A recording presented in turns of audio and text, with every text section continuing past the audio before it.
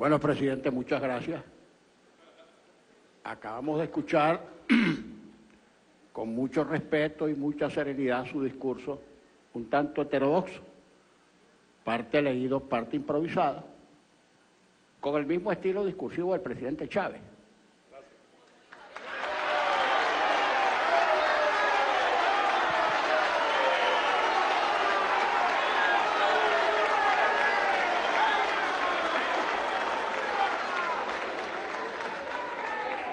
Por supuesto que si, como usted nos prometió, nos envía texto escrito, por supuesto que conjuntamente con lo improvisado lo vamos a evaluar, lo vamos a estudiar y respecto de él oportunamente la Asamblea Nacional emitirá su opinión política porque, como es bien sabido, no tenemos facultad constitucional para declarar un mensaje presidencial negado. Los votos de censura se emiten respecto de los ministros. Esta sesión, presidente, lo sabemos todos, costó mucho lograrla.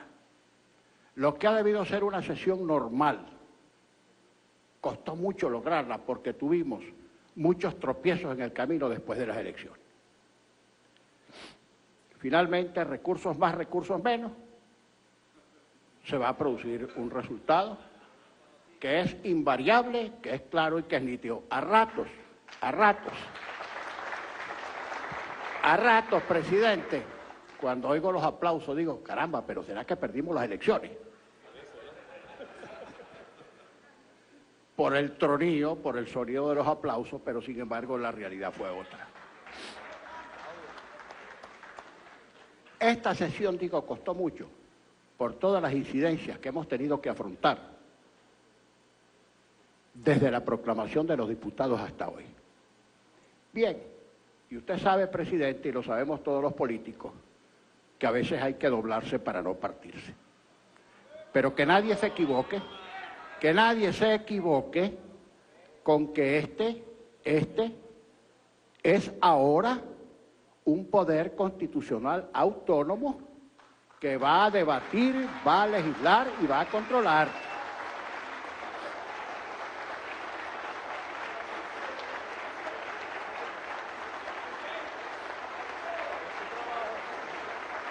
Además, presidente, y es bueno que lo recuerden todos los poderes que aquí están. Los dos únicos poderes que tienen legitimidad de origen en el sufragio popular son el presidente de la República, órgano unipersonal, y el Poder Legislativo Nacional, que es corporativo. Los demás son poderes derivados, sujetos a control por disposición, no por capricho de los que formamos en este momento la mayoría, sino por establecimiento constitucional.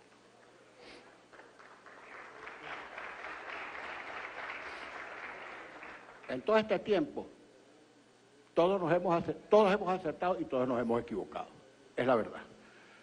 Por cierto, que si nos equivocamos y perseveramos en el error, no me canso de decirlo, la perseverancia en el error tiene una dinámica intrínseca que nos lleva a que los errores sucesivos sean cada vez más grandes. Si, en cambio, rectificamos o corregimos el error, si enmendamos, tenemos posibilidad de salir a flote. Presidente, tenemos 17 años con este régimen, con este modelo, y por primera vez se llama diálogo. Grave, no se angustien, déjenlo ver, tengan paciencia, tengan tolerancia, que de todas maneras, aunque no lo quieran escuchar, voy a decir lo que voy a decir. En estos 17 años, presidente, asidos a un modelo económico, a un modelo de desarrollo que no ha tenido buenos resultados, requería desde hace bastante tiempo rectificaciones y enmiendas. Basta de nominalismo. Plan A, plan B, plan de la patria. Presidente, y las consecuencias económicas son cada día peores porque el modelo se ha equivocado, el modelo es erróneo, y ahí están las cifras, ahí están los resultados.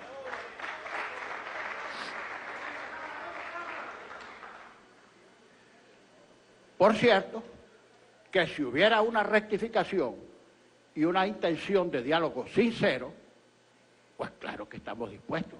¿Quién puede querer que sigan las colas, que siga la inflación, que siga la inseguridad, que siga el colapso de los servicios públicos, etcétera, etcétera, etcétera? Nadie puede querer eso.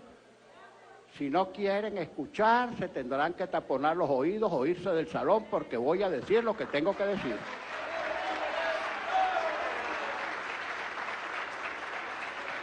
Incluso lo que voy a decir también se lo voy a decir a las Fuerzas Armadas porque están aquí, porque yo hablo de frente. El supuesto agravio, porque yo ordené, yo no la Cámara, yo ordené retirar de aquí efigies que no son las del Libertador. Ya me voy a explicar. El señor presidente ha tenido la gentileza de darme una iconografía parcial del Libertador. Aquí está el retrato del pintor anónimo de 1826, está el de Roland, está el de Meucci de 1830, está el de José María Espinosa de 1829.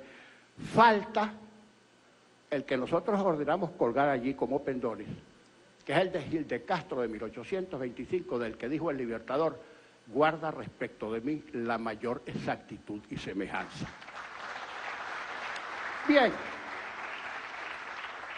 pero, por añadidura, la imagen del Libertador que se trató de reconstruir a partir de la exhumación que por acuerdo unánime de la Academia de la Historia se consideró profanación, para de ahí reconstruir una imagen del Libertador con ciertas semejanzas, para amulatar el rostro del Libertador. No es para nosotros el rostro del Libertador. Para nosotros el rostro del Libertador no es lo que alguien diga que este es el rostro del Libertador. Para mí y para nosotros el retrato del Libertador es el de Gil de Castro que colgamos ahí. Otra cosa que quiero decir: el abuso no fue colocar aquí imágenes, no fue retirar las imágenes, sino colocarlas. Y les voy a explicar algo. Desde el Congreso Constituyente de 1811 hasta este momento, nadie había colocado aquí una imagen de un presidente vivo ni de un presidente muerto. Ni siquiera José Tadeo Moraga, que fusiló al Congreso el 24 de enero de 1848, se atrevió a poner aquí una imagen de él. Aquí imágenes ni de presidentes vivos ni de presidentes muertos. Imagínense ustedes que cada tendencia política quiera introducir aquí la imagen de su presidente. Los adecos traemos 5 imágenes, los copellanos 2. ¿Qué es eso? Eso no puede ser. Ni la de Nicolás Maduro ni la de Hugo Chávez. Este recinto no es para imágenes de jefes o exjefes del Poder Ejecutivo. Aquí el Libertador, el escudo, la bandera y el himno nacional y punto.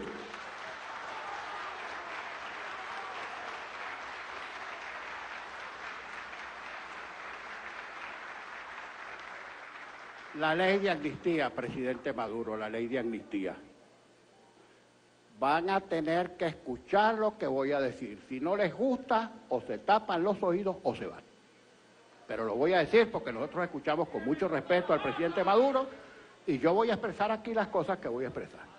A mí los críticos no me desbalancean, yo tengo kilometraje. Presidente Maduro, la ley de amnistía, la ley de amnistía. Yo he escuchado casi con ese retintín que los 43 muertos fue como que si los hubiera asesinado la oposición. No se angustien que voy a decir lo que voy a decir. Hubo 43 muertos. El tal muerto de La Guaya fue uno. El muerto del francotiro fue otro. Pero ¿quién reprimió las manifestaciones? Los muertos se produjeron cuando hubo represión policial y militar de las manifestaciones. Yo no voy a evaluar, por cierto que no voy a evaluar las manifestaciones justas o injustas. Yo creo que el derecho a manifestar lo tiene cualquiera. Incluso algunos de los que fuimos...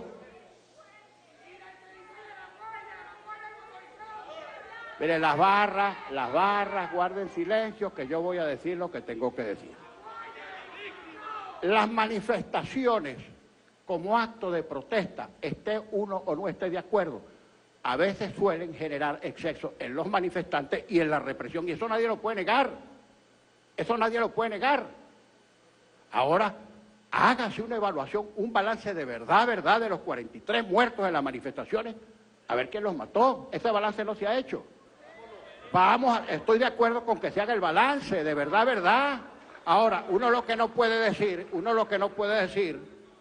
en este país, mire, presidente, cuando nosotros hablamos de ley de amnistía, no solamente fue un ícono para nosotros en la campaña electoral, la ley de amnistía y reconciliación nacional, que así la llamamos, porque aquí no podemos seguir hasta que no liberemos los presos políticos, que sí los hay, presidente, que sí los hay, y hay exiliados por razones políticas, presidente, que sí los hay.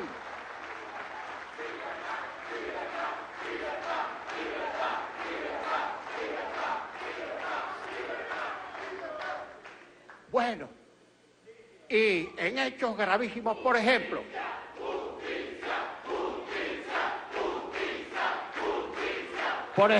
presidente, cuando yo estuve en Miraflores, hablamos con usted y en esa oportunidad de diálogo, ¿qué ocurrió? Que hubo sectores de la oposición y del gobierno que se opusieron a ese evento porque de nuestro lado algunos consideraban que estábamos enfriando la calle y del lado del gobierno se pensaba, vamos a tener que utilizar, ¿cómo se llaman los supositorios que me ofreció Diosdado? De moringa. Lleve moringa para las barras. Bueno, entonces algunos consideraron de parte del gobierno que no era posible que el gobierno se sentara a conversar con la oposición y algunos en la oposición que consideraban que no debíamos ir a Miraflores porque eso enfriaba la calle.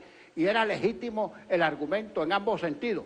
Pero al final, lo que no fue diálogo sino debate, nos sirvió para que el país viera que era perfectamente posible que gobierno y oposición intercambiaran puntos de vista sobre algunos problemas de la vida nacional. Y eso fue positivo. Lo que pasa es que esa reunión no tuvo resultado porque no produjo ningún efecto.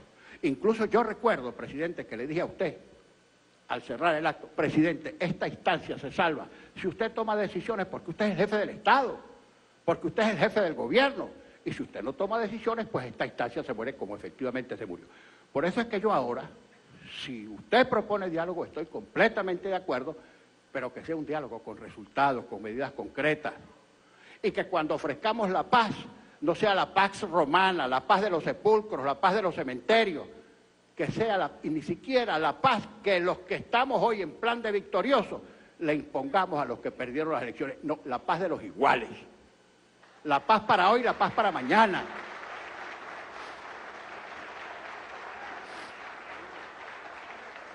Presidente, perdóneme que sea crudo en algunas cosas, la guerra económica y la guerra económica y la guerra económica. Por cierto, yo quiero decir algo, no sé si hiero sensibilidades. Usted no es el culpable de esto, porque usted es de una situación terrible. Terrible. Si Chávez hubiera estado en este momento aquí, cuidado si la situación no sería peor por las propias características de su personalidad, mesiánica, invasiva. Bueno. Si les gusta, si no les gusta, mire, y vayan acostumbrándose que la imagen de los hombres públicos, vivos o muertos, está sujeta a discusión.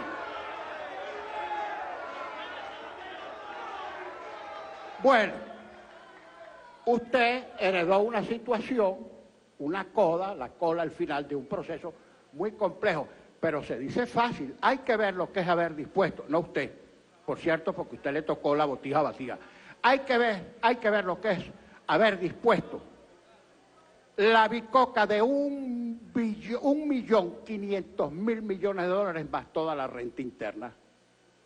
Bueno, bajan los precios del petróleo, no hay con qué financiar un modelo absolutamente ruinoso y este es el colapso. Un país que tiene que importar el 70% de todo lo que consume, trátese de comida, bienes de capital, repuestos, químicos, insumos, bajan los precios del petróleo, no hay con qué importar y ese es el colapso de la economía. Ese es el colapso de la economía, ¿Que cuánto vale el dólar? El precio del dólar en un mercado escaso no lo fija una página. El precio del dólar lo fija el mercado.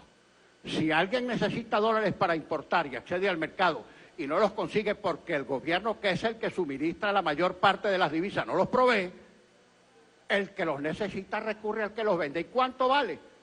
Lo que esté dispuesto a pagar el que los necesita y lo que esté dispuesto a cobrar el que lo vende. Así de sencillo. Si estamos importando, presidente, el 70% y el Estado no suministra las divisas, o porque se despilfarraron, o porque se las robaron, o porque las mal administraron, las divisas las manejó el Estado venezolano. Ahora, si hubo complicidad del sector público y sector privado para evaporar las divisas, eso es otro cantar. Pero eso hay que examinarlo. Y eso hay que examinarlo y a fondo. Bien. Entonces, cuentas claras y chocolate espeso, la guerra económica, el enemigo anterior, el enemigo interior y el enemigo exterior. El enemigo anterior, la cuarta. El enemigo interior, la derecha, la oligarquía, etc. El enemigo exterior, el imperialismo. Vamos a poner los pies sobre la tierra y vamos a tratar de resolver todo este tremendo problema que se haya metido el país.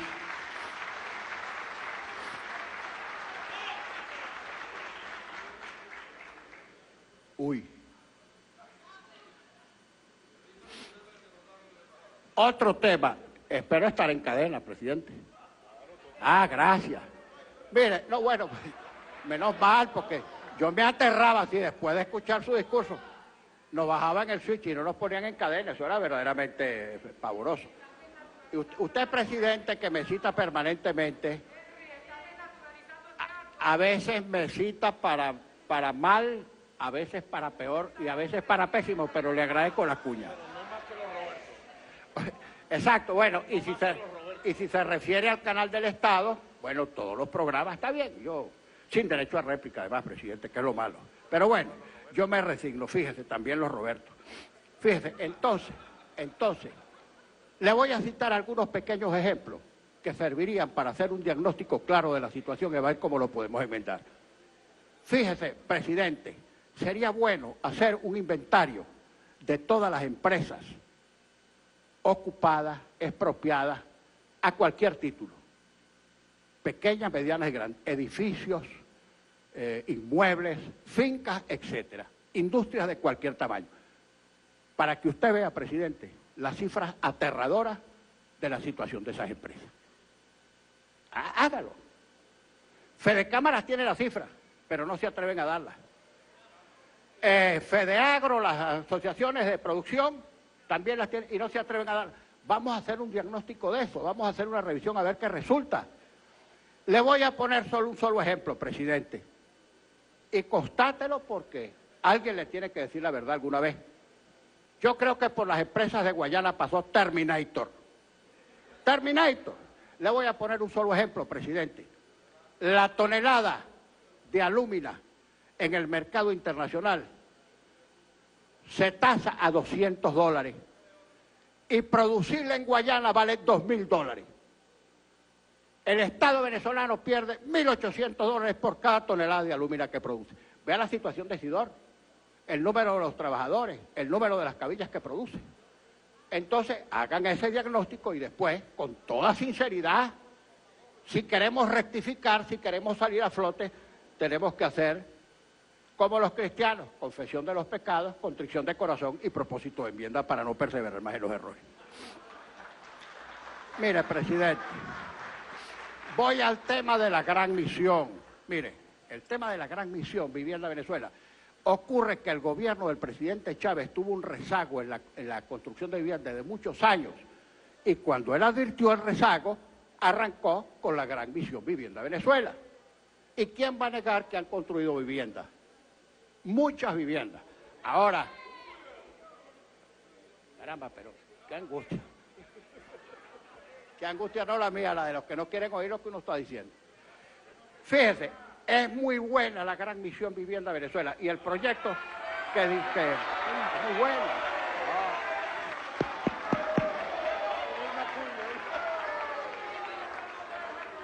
Escuchen la segunda parte para que aplaudan bastante. El proyecto que está proponiendo el diputado Julio Borges no es ningún proyecto para crear un mercado capitalista paralelo con esas viviendas. Pero se trata de titular para que los poseedores precarios tengan un título con ciertas limitaciones para que no la recomercialicen. De eso se trata. Ahora, caramba, presidente, yo lo veo a ver si usted...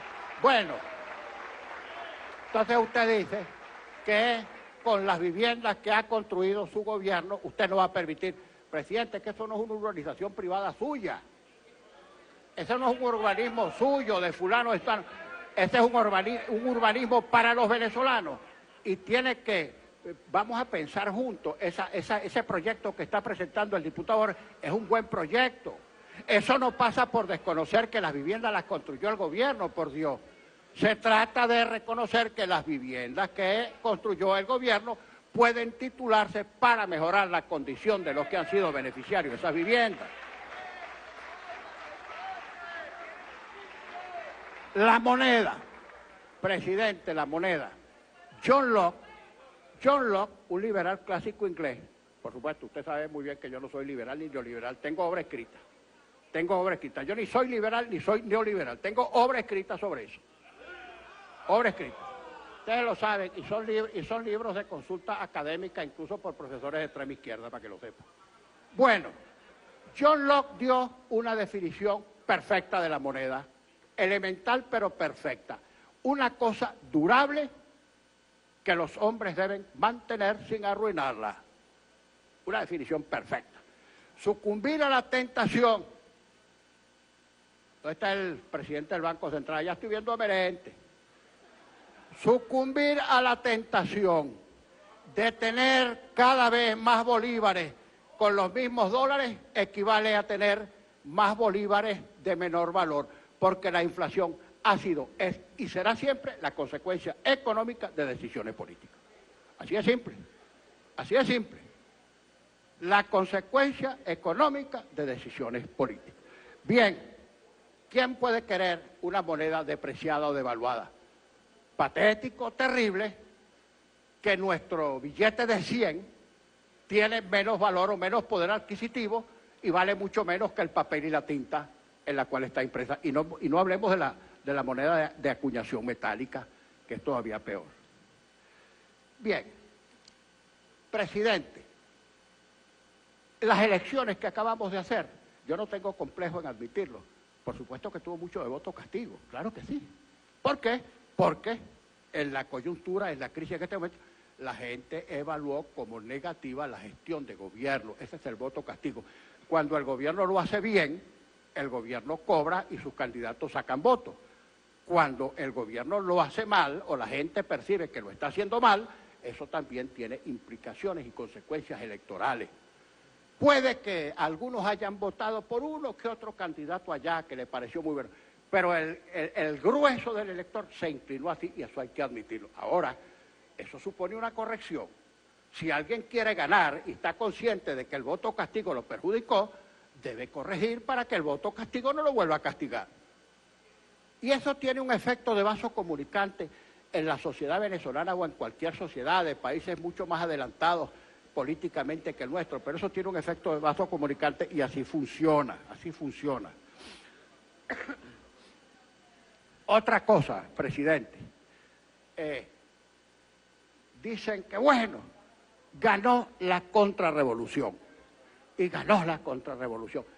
Porque mira, las revoluciones tienen un ingrediente de nominalismo verdaderamente patético, nombres, enunciados, etcétera, solemnes a veces, que se estrellan, se espatillan en la realidad. Yo recuerdo, por ejemplo, que el primer gran enunciado solemne, por cierto, en mal del nombre del Libertador, fue el célebre Plan Bolívar 2000, que nadie investigó. Ese Plan Bolívar 2000 fue aterrador, aterrador. Yo no quiero entrar en detalles y en explicitaciones mayores porque este no es el momento para hacerlo, pero eso tendrá que investigar algún día. Bueno, entonces, no vale con que hagamos enunciados, sino con que, perdón, las políticas que ejecutemos tengan sus resultados. El voto castigo, claro que funciona, y qué temor tan grande, ¿vale? ¿Ah? no te asustes. Que entre todas las cosas he sido venial con el presidente, no lo he maltratado. El diálogo. Bienvenido el diálogo, pero tiene que ser permanente. Aquí el diálogo aquí es noticia por lo excepcional. Es noticia porque es excepcional. Yo le aseguro a usted, presidente, que si las relaciones o las conversaciones oposición-gobierno fueran frecuentes, no constituyeran noticia, no serían noticiosas, pasarían como una visita rutinaria más, pongamos por caso, de algunos dirigentes de la oposición al Poder Ejecutivo o a la inversa. Por cierto, que celebro que usted haya designado vicepresidente a Aristóbulo Isturi, me parece un paso muy importante, de verdad.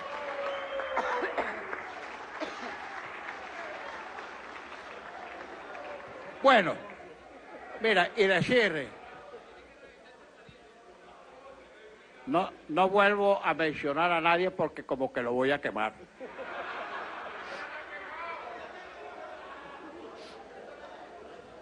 Fíjese,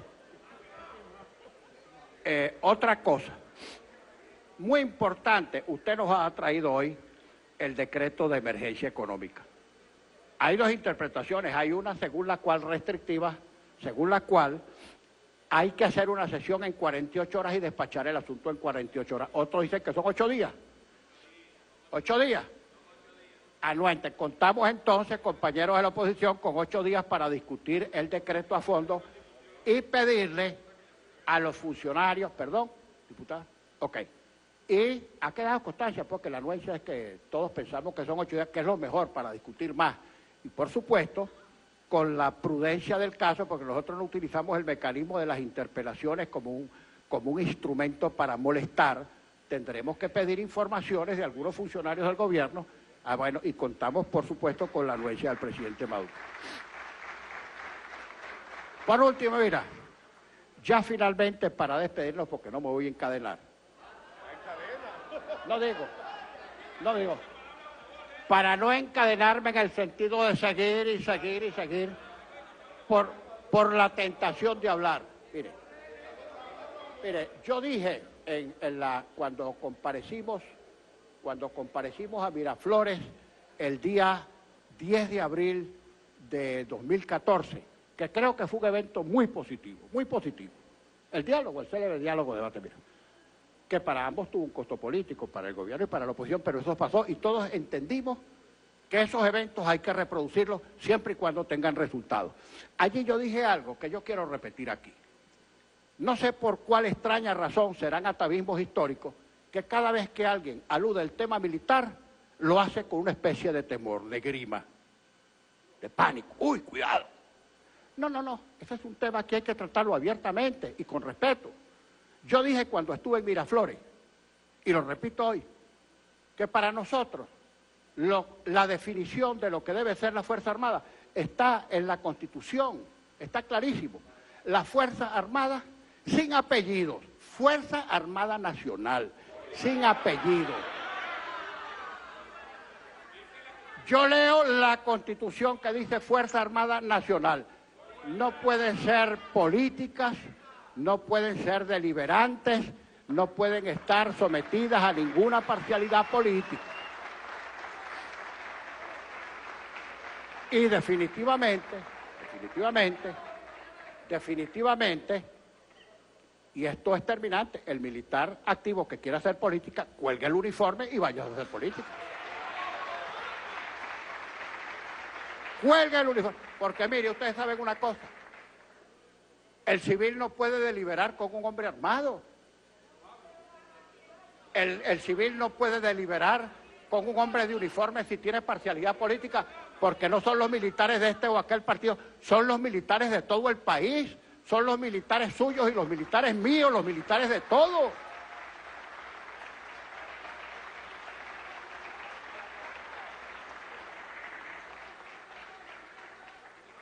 Lo que estoy diciendo, aunque a algunos oídos desentones, señor general. Bueno, y en definitiva, Presidente, créamelo, usted me conoce hace mucho tiempo. En los sucesos, cuando le dieron el golpe de Estado al presidente Chávez, en la antesala, ojo, hubo vacío y hubo golpe, y lo dije en Miraflores, yo no tengo complejo.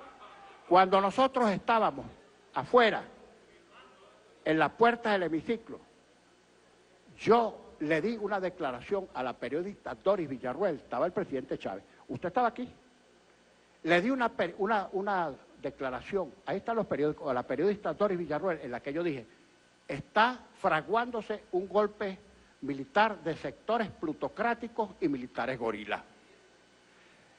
El periódico se lo llevaron para Miraflores William Lara, Iris Valera, y no recuerdo que otro diputado, y se lo enseñaron al presidente Chávez, y dijo, no, ese es un adecuado hablador de tontería.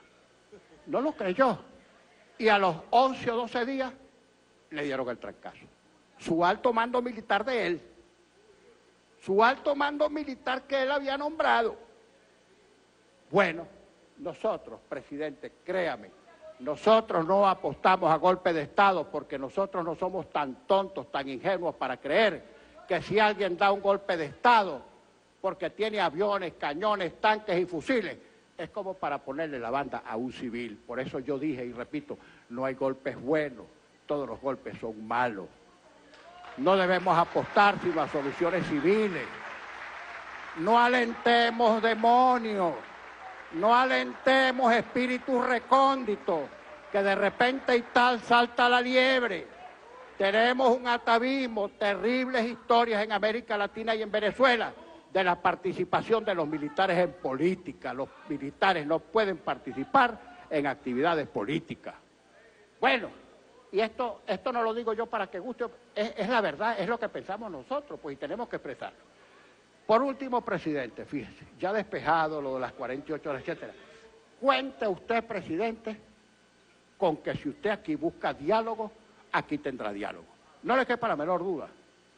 Si usted quiere aquí discutir, ojo, esto no quiere decir que nadie tenga que ceder en sus posiciones ideológicas. Usted tendrá la suya, nosotros tenemos la nuestra. Si podemos conseguir puntos de coincidencia para resolver esta crisis que es terrible, es terrible. Es una crisis de cotidianidad, presidente, es una crisis que se está agravando todos los días y que a todos nos afecta. Si podemos conseguir puntos de coincidencia para salir de este atolladero, no somos nosotros los que vamos a negar la posibilidad de solucionar, no los problemas del gobierno, los problemas del país, que son los problemas de todos nosotros. Así que, presidente, de verdad,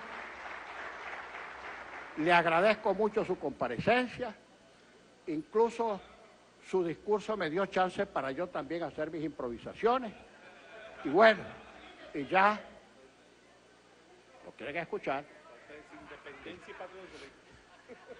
No quieren escuchar, pero bueno, no importa. No. Está bueno. Bastante angustia se llevan esta noche. Diosdado ha de repartirles dosis súper abundantes de moringa. Bueno, cumplido el objeto de la sesión, señor presidente, le agradecemos su comparecencia. Vamos a estudiar con mucho detenimiento el decreto de emergencia económica, con la mejor disposición. Bueno, y antes de declarar cerrada la sesión, le solicito a la comisión designada que acompañe al ciudadano presidente constitucional, Nicolás Maduro Moro, de su salida del hemiciclo hasta el salón contiguo. Muchas gracias.